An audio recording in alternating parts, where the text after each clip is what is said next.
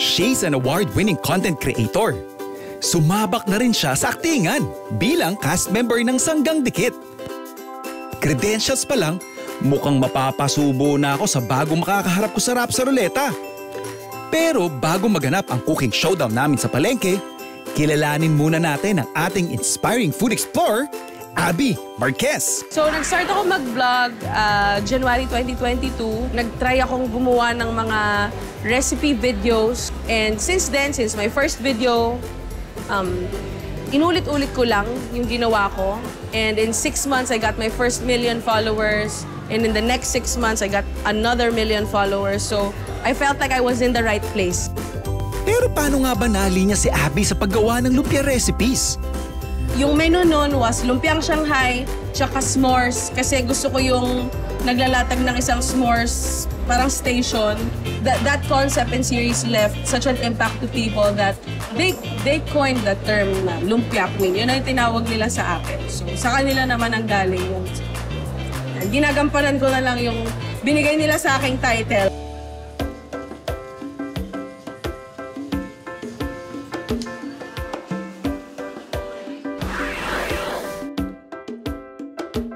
Siyempre, very special na naman yung guest natin this evening.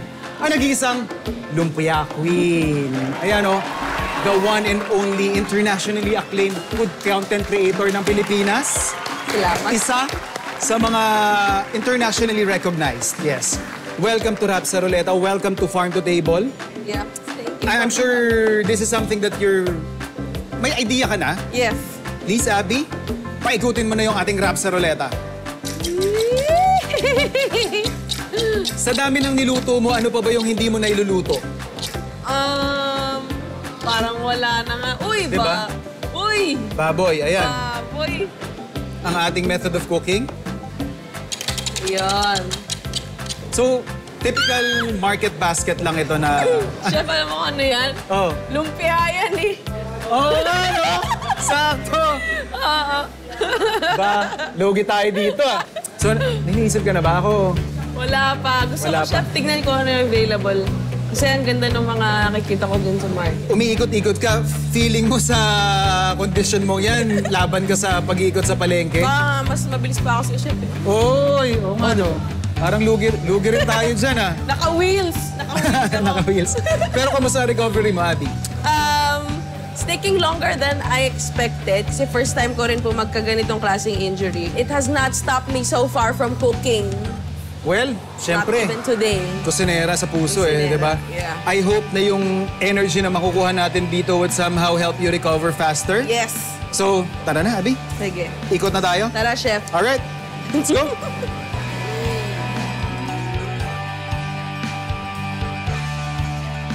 We could totally make a very interesting lumpia today. Nangangopia! Cheater! Doon ka nga. Chef, gusto mo mag-Battle of the Lumpias? Oh! Okay, game. Game? Game, sige. Battle of the Lumpias. Sige. Okay. Okay. Parang nilubog yung sarili ko sa kumukulong mantika. Hindi! Pero game. Okay, game. Sige, game. Alright. Ayan na. Okay. Si Abby na yung nag-decide. May direction na tayo. Hindi na ako mag-iisip. Siyempre, the pressure is on. You are up against the lumpia queen herself. May hindi pa ba nailulumpia si Abby Marquez? Ma'am, order naman po ako ng giniling. Mga half kilo lang. Ganyan na lang po. Ito na lang, wag na yung giniling. Ako na lang yung magcha-chop. Ilang kilo po? Pahingi na lang ako ng isa, ma'am. Excuse me? Oy. Grabe. Siya na yung nag-set ng rules. Nagtatrash pa dito. Nagtatrash talk pa. Nambubuli. Sige, sa ibang vendor tayo. Dito ka na lang eh. O dito ka na rin daw, sabi ni ma'am. Para ano? Para same quality na. Oh, yan. O, tama. Okay, sige na. Uy, pa. Thank you po. Thank you. Para parehas. Bye, Abby. Kukuha po ako ng onti ng ground pork. Siguro mga 350 grams. Tsaka para sisig talaga siya. Pig ears para may bite of that.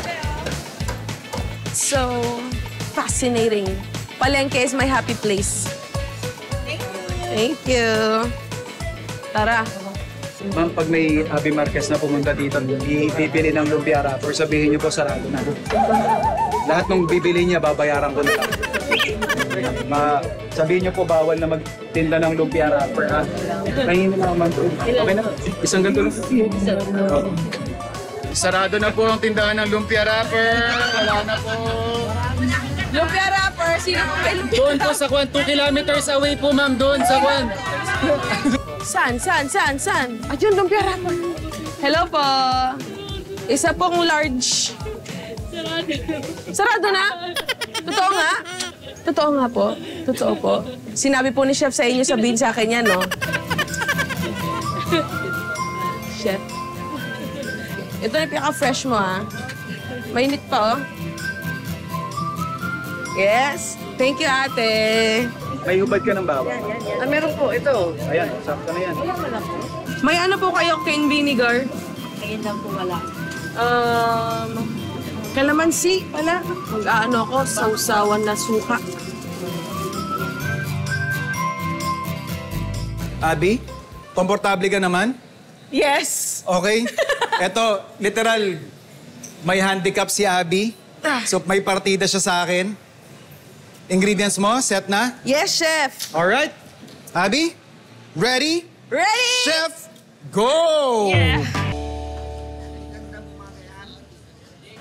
Ano gagawa mo, chef? Well, sabi mo, lumpia yung tema natin, di ba? So, parang naisip ko lang maggawa ng adobo. Alam mo, chef, kanina yung thought process ko, since ang titikimis yung mga vendor, ano ba yung flavor na gusto ng lahat? Ikaw napunta ka sa adobo. Yes. Ako napunta ako sa sisig. No? Yeah, medyo matrabaho nga lang. So we have here yung ating, medyo on the jowls ito, pork jowls. Paiigahin natin siya, tapos dapat maluto siya sa sarili niyang mantika. Tapos syempre, yung vinegar, garlicky na flavors, yun yung hahabulin natin. Ayan, so pinapakuluan ko yung tenga at yung maskara sa sibuyas. May unting bay leaf para lang malasa siya. Kasi dyan na talaga siya maluluto eh. It would make sense to use mayo as a dip. Pero para sa akin, mataba na kasi yung laman eh. So, mas may sense sa akin na suka yung sausawan. Nakaka-break siya ng richness ng fat. So naiga na yung ating water. What we're doing here is, I'm showing you guys yung technique na ginagawa ko when I'm doing adobong puti. So makikita natin yung brown na yan. We will deglaze that with water. We're basically just going to repeat the process hanggang sa maluto or hanggang lumabas yung sariling mantika ng ating baboy. Magpaprito ako konti ng atay. So, yung atay na may suka, yun yung pinangpapalasa sa sisig, no? Timplahin na natin yung filling. Sibuyas. Gagamit ako ng mix ng white at red. Gusto kong mas gawing lighter yung filling. Lalagyan ko din ng sile. Yan, dalawang klase kasi iba rin yung dating ng dalawang. And then later, ibamash pa natin tong atay, tsaka suka. Yun yung gagamitin natin pampalasa nito.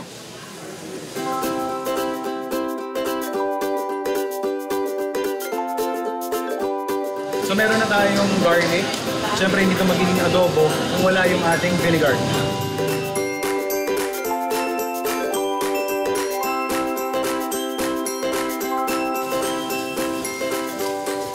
And yung ating corn naman.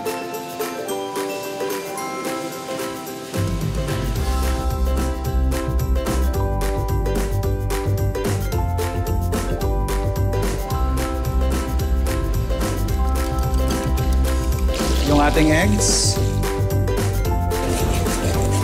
Rice in.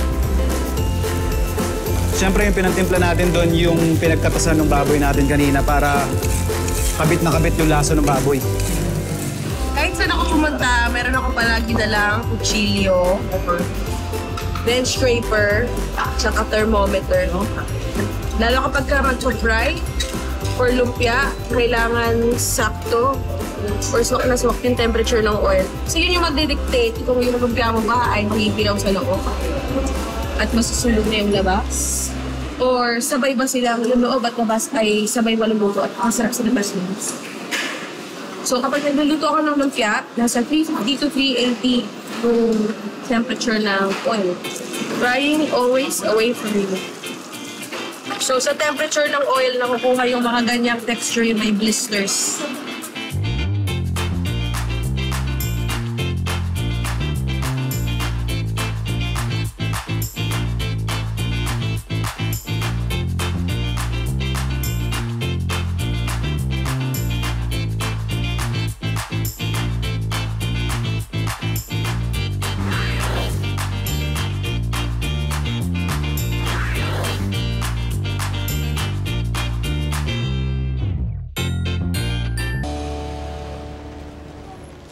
Abby, Yes, kamusta chef. naman ang experience? Masaya kasi kahit anong ingredients na kailanganin mo, nandito lang. Yes. Parang unlimited pantry. Isang tumbling lang nandyan na lahat, no? Yeah. Well, I'm glad you had fun. Yes. And ito na, moment of truth. Yes. Siyempre, nagpa-rest back tayo sa mga kasama natin dito mismo sa admin ng ating Pasay Public Market po, ano? Kasama natin si Ma'am Ivy, Sir Willie, at si Ma'am Alona.